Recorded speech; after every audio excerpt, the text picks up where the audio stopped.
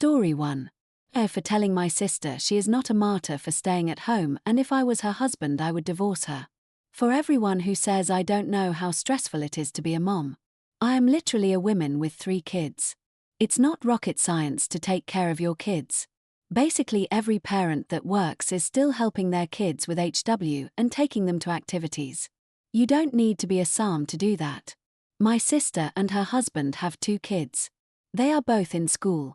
This whole year she has been complaining constantly about how hard it is to be a stay-at-home mom, but she doesn't want to go back to work, even though her husband has been pushing her to do for a while.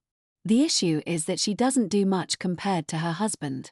He takes the kids to school in the morning. The kids have come home on the bus in the afternoon. She has a whole day with no kids that she can do whatever she wants. Maintaining the house is like 2 hours a day. That leaves her with about 6 to 7 hours of just being there. I was a stay-at-home parent after I lost my old job for a bit. Really, it's not that hard when the kids are in school almost all day. Anyways, she came over yesterday and was ranting.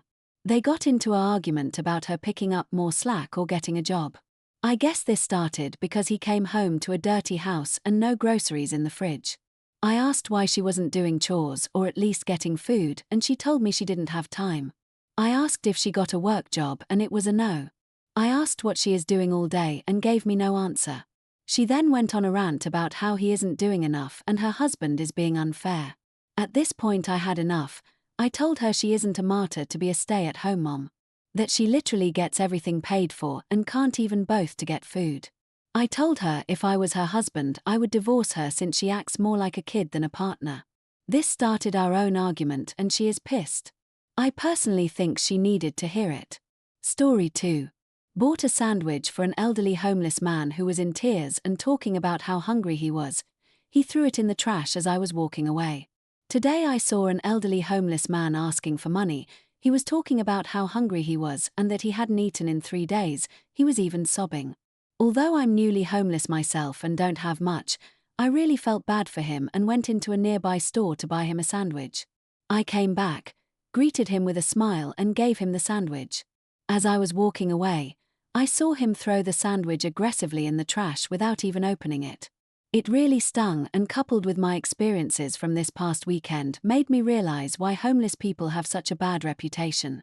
My tent was cut up and destroyed by other homeless people and my bike vandalized and stripped as well to the point that it was useless and I had to throw it away. All this was unprovoked. I did nothing to them. In fact, I camp as far away from them because it's safer, but yet they did that. I know that not all homeless people are like that, but all this made me understand why a lot of people have an issue with them. Story 3. I faked being obsessed with school for years just to escape an arranged marriage skull. I seriously have 4 degrees, but not because I'm some genius. I just kept studying to avoid my family forcing me into a marriage I didn't want. Whenever they mentioned it, I'd say, "Hey, I got accepted into a new program," and that would delay things. Now that I've graduated, they're telling me to come home. Honestly, I'm scared. So I'm applying to school like Harvard and Columbia not because I really want to go, but just to have a reason to stay away. I'm tired. I don't even know what I want to study anymore. I just know if I stop moving, they'll trap me. I'm far from home and honestly feel better here, away from all the pressure. I love my family and appreciate their support, but they want me to marry who they choose, not who I want. Sometimes it feels like I'm living 2 lives, one where I'm free and one where I'm stuck trying to meet their expectations. Anyone else feel like they're living a double life just to stay free? Story 4. My ex told me she slept with someone. I, 26M, ended a 4-year relationship with my ex-GF, 25F, 2 weeks ago. It was mutual. We both decided to part ways because of some difficulties in our relationship that we couldn't properly solve. Before ending it all, she repeatedly told me to respect our grief and not get involved with anyone else both romantically or sexually for a while. I naively agreed. After breaking up, she went back to her hometown, and we decided to stay as friends. However, a few days ago, she messaged me saying, "I'm very sorry, I did something bad and I wanted to tell you." Then she admitted she slept with someone else, saying she told me because she felt a lot of guilt while we were messaging. I know she doesn't owe me anything. She's completely free to do whatever she wants now. She's not my girlfriend and we are not living together anymore. But, being completely honest, it was very fucking painful. There was absolutely no need to tell me that piece of information. We just broke up. I'm already in a painful mourning period, trying to get used to being alone again and trying to pull myself together.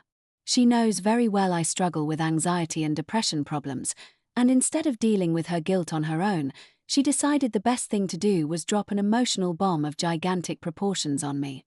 I cannot stop crying or thinking about her doing it with someone else. I feel replaceable, disposable, like an emotional dumpster. I knew something like this would happen eventually. Like I said, I know she's not my GF anymore. But, I really feel she could have been way more considerate to me. Story 5. I don't think I love my daughter, and I'm terrified to admit it. I, 32F, had my daughter at 27. I was married. Stable. It wasn't an accident. She's healthy. Beautiful. Everyone says she's perfect. But something never clicked for me. I fake the smiles. I do the bedtime routine. I say I love you out loud. But deep inside, it feels like I'm just playing a part. I don't feel that all-consuming bond people talk about. And it eats me alive. She clings to me constantly. I never get a moment to myself. I feel smothered, resentful, and guilty for even thinking that. What kind of mother resents her own kid? My husband is incredible. He adores her. When I see him holding her or playing tea party for the 100th time, I feel like the worst person in the world. Why can't I be like that? I had postpartum depression. I went to therapy. It helped a little. But this goes deeper. I just don't think the connection is there, and I'm scared it never will be. Sometimes I wonder if I just wasn't meant to be a mom. But it's too late now. I have to pretend until I die. This is my truth, and I've never said it out loud. Story 6. I got in a crash, humiliated myself at a police station, and somehow got a trophy for it. This happened earlier this year on my first official day as a licensed school bus driver. Actually, scratch that, it happened before my day even technically started. I had just gotten my school bus license less than 24 hours earlier after 7 intense days of crash course training. This was supposed to be my first real pickup. My trainer, a 20-year veteran, was riding along to shadow me one last time before signing me off. Before we even pull out of the yard, he turns to me and goes, "You got your license on you?" Weird question, I thought. In hindsight, maybe the man felt a disturbance in the force. We leave the yard. I'm driving carefully, about a minute away from the first pickup. Nervous but excited. Feeling good. We approach a T intersection, beside where my poop story would end up happening months later. A pedestrian is crossing in front of us, so I stop and sit there waiting to turn right for a good 30 seconds. Then I let off the brakes, gently tap the gas to roll forward and bump. I immediately think, great, you screwed up the off-tracking and curbed your bus, dummy. Trainer doesn't even pause. Just goes, "Oh my God, we just got hit." Dead serious. Zero hesitation. We step out, and sure enough, a teenager has absolutely stuffed the hood of her Hyundai under the ass of the bus. Her front end is destroyed. The bus looks like it shrugged and said, "You good?" Because it's a school bus, even if it was empty, which we were, we legally have to call it in. Cops must attend every accident involving a bus. No exceptions. So now I'm standing on the side of the road, next to a crumpled Hyundai, while my trainer, total pro, keeps checking on me every 30 seconds. "You okay? You good? You okay? This wasn't your fault." Honestly, he handled it like a champ, but he was clearly concerned.